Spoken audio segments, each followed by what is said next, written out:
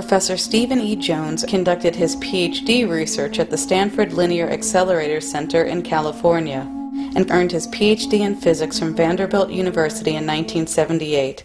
Jones specializes in metal-catalyzed fusion, solar energy, and archaeometry, which utilizes advanced physics methods to determine what happened in the past from available evidence. It is this approach that Jones applies in pursuing 9/11 research.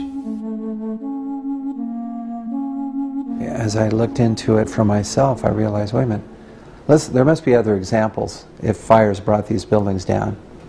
There were no examples. And even here, I get this argument from civil engineers, you know, fires are sufficient, you know.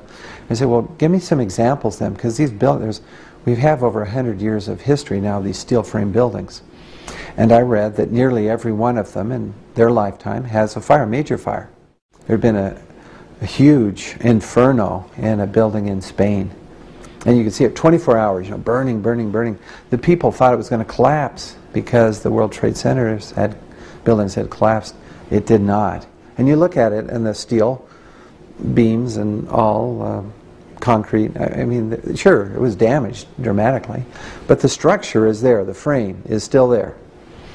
And that's the case in all other buildings, you know, the structure remains. So I thought, that is really strange.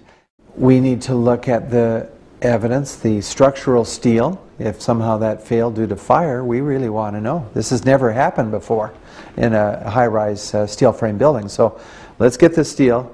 And there were a number of people who said, we need to do a forensic analysis. We need to start putting it together, figuring out just how these connections, how the columns failed.